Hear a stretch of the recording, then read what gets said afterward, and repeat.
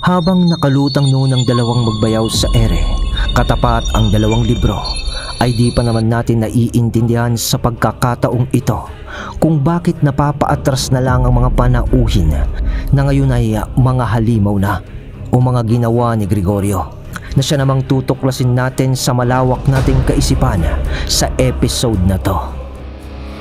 Mga kabagis, umpisahan ng pagganahin ang ating mga imahinasyon sa paki ng subscribe button.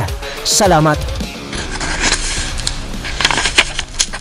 Bumuklat ang dalawang libro ng sabay sa harap ni Kael at ni Senyor Lucero. Kasunod noon ang pagbugso ng malakas ng kakaibang hangin sa mga lalang sa paligid.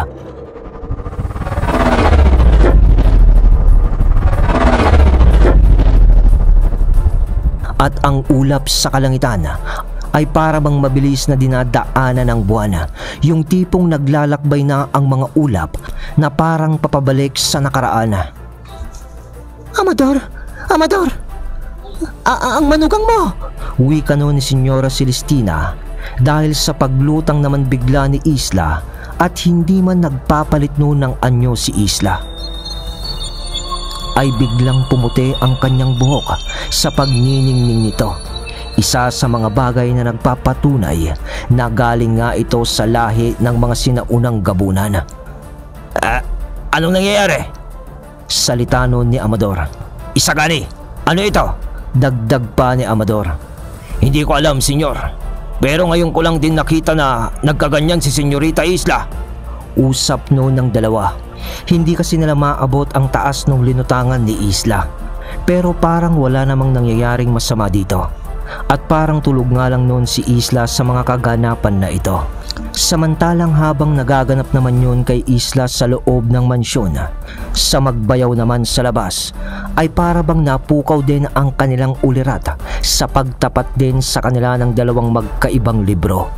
Ngunit sa kaisipan noon ng dalawa ay may nangyayari na para bang ipinapasok ng dalawang libro sa kanilang kaisipan ang matagal nang nakaraan ng kanilang bawat pamilya. Naalala nyo naman siguro yung kakayahan ni Isla na makita o mabasa ang nakaraan. Siguro ay eto rin ang dahilan kung bakit nalutang din siya sa loob ng mansyon. Dahil sa kakayahan nito, o di kaya naman ay konektado nga ang lahat ng mga nangyayaring to sa dalawang pamilya. Sapagkat konting katahimikan ang kailangan natin dito, mga Ginoo, mga binibini. Pasok tayo sa kaisipan ni Senyor Lucero, Isla at Senyor Micael.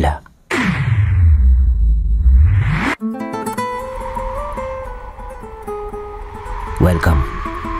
Narito na tayo sa kasaysayan ng dalawang pamilya na magpapaliwanag kung bakit isinilang sina Lucero Salandig at Micael Dalagit. Sa isip muna tayo ni Senyor Lucero. Sa mga panahong ito ng nakaraan ay 6 na taong gulang pa lang si Senyor Lucero. Nasa harap sila noon ng mansyon nila. Kaharap niya ang kanyang amang si Senyor Lorenzo Inigo Salandig. Lucero, anak, nauunawaan mo ba kung bakit ikaw ang huli ng isinilang na lalaki mula sa ating angkan? Ama, nalalaman ko lang na ako ang tagapagmana ng lakas ng gabunan. Ngunit hindi ko po lubos maunawaan ang kabuuan ng ating layunin. Ano ba talaga ang ganap ng ating lahi?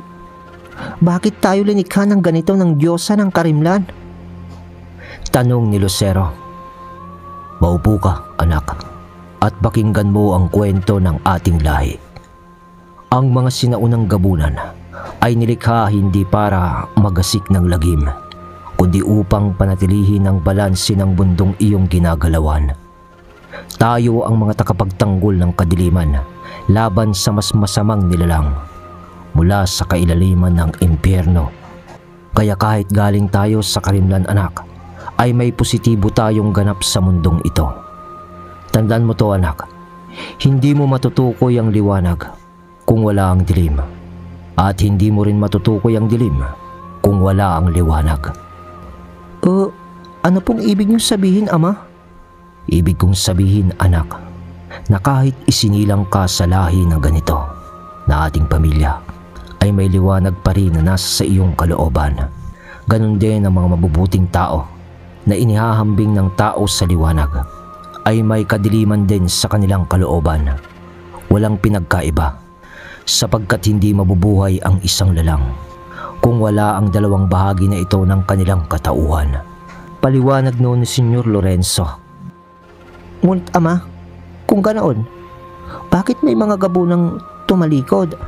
Bakit may mga nag-aasik ng kasamaan? Alam mo anak, ang paghihimagsik ay bahagi ng kalikasan ng bawat nilalang o ng mga tao. Ilan kasi sa atin ay natukso ng kapangyarihan. Ginamit nila ang kanilang lakas hindi para magtanggol, kundi upang maghari at magwasak. Dahil dito, nagkaroon ng tungkulin ng ating angkan, ang pamilya ng Salandig. Tayo ang hinirang ng Diyosa ng Karimlan upang maging tagapangalaga ng mga gabunan sa bawat henerasyon nito, at isang tagapagmana mula sa ating angkan ang hinuhubog upang panatilihin ang ating layunin. Anong ibig niyong sabihin, ama? Ako ba yon, ama? Ako ba ang lakas ng dilim? Parang ganun na nga anak. Ngunit ang iyong kapangyarihan ay hindi lamang nakasalalay sa dilim.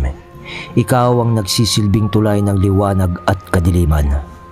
Kaya tandaan mong hindi tayo magwawagi ng mag-isa lamang kung wala ang isa, ang pamilya ng mga dalagit, ang mga antingero, ang ating kakampi. Sila ang nagtataglay ng liwanag ng puting libro, ang kapangyarihan ng kabaliktaran ng atin.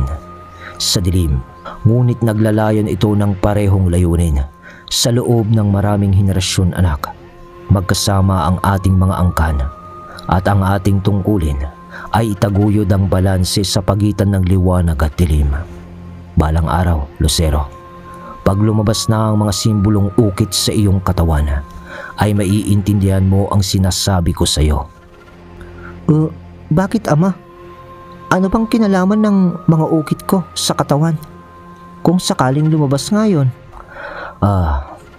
Yun anak ang sagisag ng ating liwanag na siyang marka ng sinumpaan nating tungkulin kasama ang mga dalagit, at yan din ang nagbibigay proteksyon sa atin upang hindi tayo mapaso o maapektuhan ng dibinong liwanag ng mga dalagit. Kaya't balang araw din sana, ang gusto ko sanang mapangasawa ng iyong nakababatang kapatid ay isa ring dalagit. Dahil hindi man natin alam, ay siguro'y kaya nagkaroon ng ganitong alyansa ang ating pamilya o sa pinanggalingan pa nating mga tribo ay dahil sa paniniwala at lakas na meron tayo. Paliwanag noon ni Senyor Lorenzo, at doon na rin naalala ni Lucero ang 2 libro na hawak noon ng kanyang ama. At may pinulot pa nga itong isang libro sa tabi nito noong pagtayo niya, at yon yung may ginintuang takip na libro. At doon na rin pumasok sa kaisipan noon ni Senyor Lucero na ang aklat na yon ay ang karunungan ng kasunduan ng pamilya Salandig at Dalagit, ang karunungan ng paggamit ng liwanag at dilim na hindi magkasalungat kundi pagbibigay ng kalakasan sa isa't isa. At ang aklat na ito ay hinubog mula sa kasaysayan ng 2 pamilya ng liwanag at dilim. Ipinagmamalaki kita anak, ikaw ang huling lalaking sinaunang gabunan sa ngayon. Ngunit sana'y balang araw ay maipagpatuloy mo ang linya ng ating dugo, kayo ng kapatid mo. Boses na lang noon ni Lorenzo na naalala pa ni Lucero. Ngayon ay kay Mikael Dalagit naman tayo, at hindi naman ipinakita pa ang nakaraan. Bagkos ay kinarga na lang sa kaisipan ni Mikael ang mga ideyang ito, sapagkat sa kabilang panig, sa paglikha ng mga sinaunang gabunan, may isa pang grupo ng mga nilalang na naging parte ng kasaysayan ng kanilang lugar. At isa dito ay siya ring naghanap ng 6 na maestro para sa 6 na pamilya, ang tagapag-ingat ng sinaunang karunungan at mga banal na anting-anting. Ang kanilang layunin ay gawing sandata ang liwanag upang labanan ng mga nilalang mula sa impyerno o sa kadiliman, at siguruhing hindi makakalusot ang mga ito sa mundo ng mga tao. Ang pamilyang Dalagit nga ay mga antingero na nung lumaon ay naging haligi na ng 6 na maestro, mga tagapagmana ng puting karunungan at tagapangalaga ng mahiwagang puting libro, isang sinaunang aklat na naglalaman ng mga orasyon at lihim na ritual upang pigilan ang paglaganap ng kasamaan. At sa bawat henerasyon pala, isang tagapagmana mula sa pamilya ang pinipili upang magtangan ng puting libro. Siya ay nagiging isang tinig naman ng liwanag na tagapamagitan sa 6 na maestro at mga sinaunang gabunan. At gamit nga ang puting libro na ito sa kasunduan ng 2 pamilya ay ginawang pinakakatibayan ang libro na may ginintuang takip. Dahil sa kanilang pagtatagpo noon, may isang sinaunang propesiya na parehong nakaukit sa mga pader ng sinaunang gabunan at nakatala sa mga pahina ng puting libro. Sa panahon ng pinakamadilim na gabi, ang lakas ng dilim at ang tinig ng liwanag ay magtutulungan upang pigilan ang aninong nilikha mula naman sa magkabilang puwersa ng liwanag at kadiliman. Magiging isa sila upang mapanatili ang balanse ng mangyayaring kaguluhan. Kaya't datapwat man na ang Salandig at Dalagit ay magkaiba, ay may iisa naman silang layunin. At yun ay ang panatilihin ng balanse sa pagitan ng liwanag at dilim. Ngunit dumaan din sa pagsubok ang 2 pamilya na ito, dahil habang lumilipas ang mga henerasyon noon ay unti-unting nagkahiwalay pa ang 2 angkan dahil sa hindi pagkakaunawaan.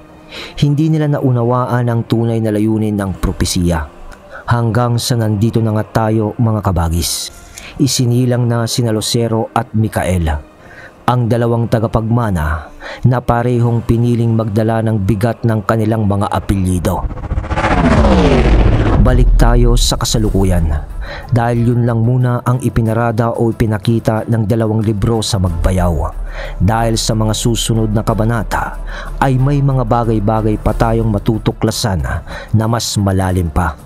Pero bago yun, matapos maipakita ng 2 libro ang nais malaman siguro ng 2, ay biglang naglaho na rin ang mga libro sa kanilang harapan, kasabay ng pagkalaglag ni Isla mula sa ere sa loob ng mansyon, at sinalo naman siya ni Isagani.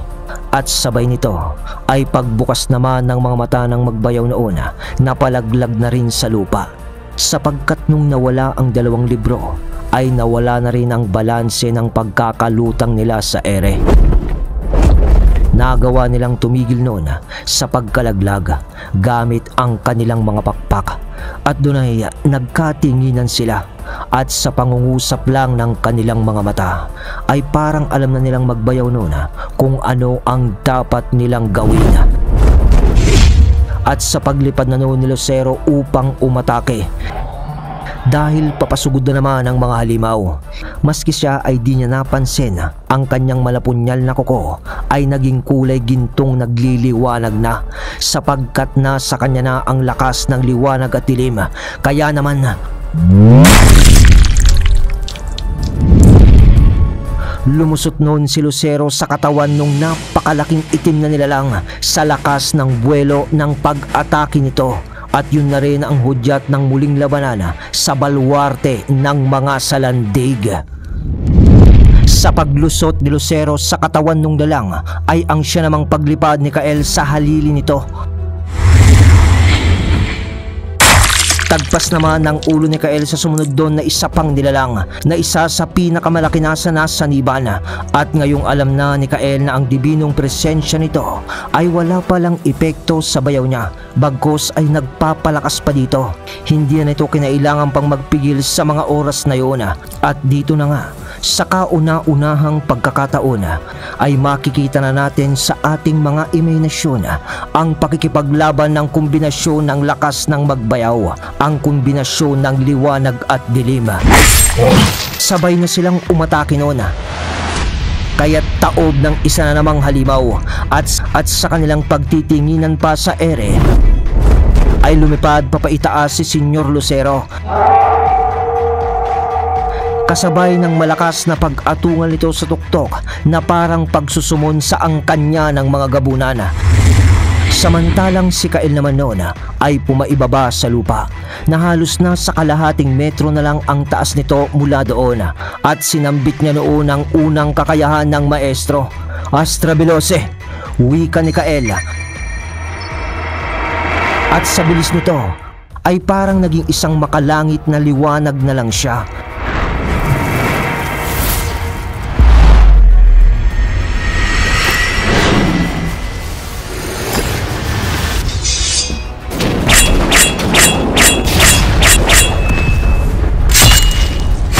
Yun pala, kaya pala siya lumipad ng mababa dahil sa mabilis nitong pinagsusugat ang hita ng mga may sanib sa buong bakuran ng mga salandig at sa pagtaob ng mga yon sa pag-alulong naman ni Lucero. Nagkaroon ng koordinasyon ng pagsalakay ang mga gabunan sa utos ni Lucero. Lahat ng mga tumumbang nilalang na nasugatan ni Kael ay agad naman na pinatahimik na ng mga gabunang iyon. Sa pagbao ng kuko ng mga ito sa kanilang likod habang nakataob ang mga ito sa lupa. Ngunit yung mga malalaki at malalakas na may sanib ay hirap pa rin ng mga gabunan na paslangin ng mga ito. Kaya naman sa pagbaba ni Lucero ay muli niyang hinarap ang mga ito. Baon naman ni Kael ng kanyang espada sa isa doon.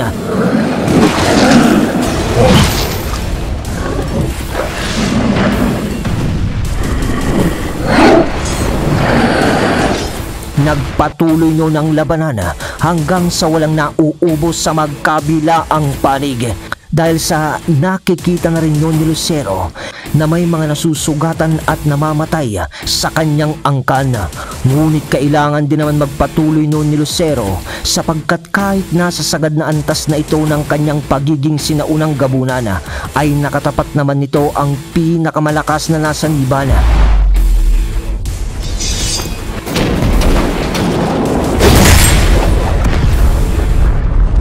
Kaya't paglinis ni Kael ng kanyang daan sa pamamagitan ng kanyang pagtabas gamit ang malakidlat nitong espada.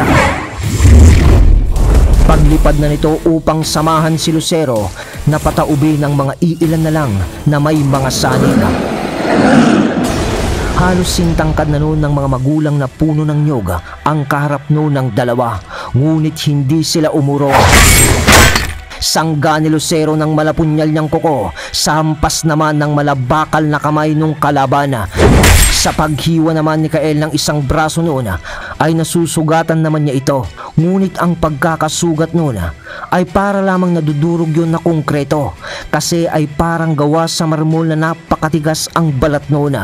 Parang ganun na ganun yung nakita niya nung una silang magkalaban ni Gregorio sa Casagrande.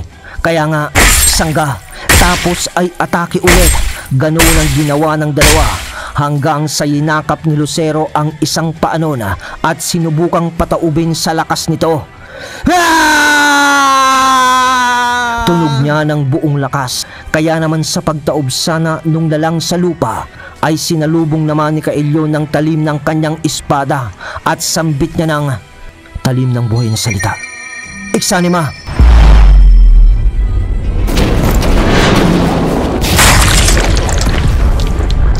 Putol ang ulo noon sa ginamit nitong usal ng talim.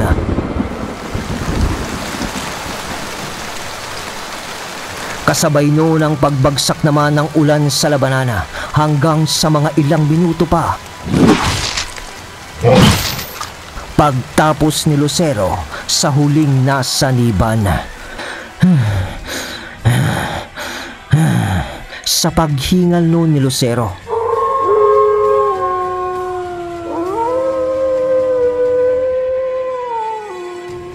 umalulong noon ang mga gabunan na pagdedeklara na sila ang panalo sa digmaang ito. Pero nung nagkaharap naman si Lucero at Kael, nagwika si Kael ng, "Senyor Lucero, nalulungkot ako. Dahil oo nga't nailigtas natin ang mga mahal natin sa buhay ngayong gabi. Pero ang naging kabayaran naman ay ang buhay ng iba." "Naiintindihan ko, Senyor Mikael. Talagang ganyan. Wika na lang noon ni Lucero sa damdaming sinabi ni Kael.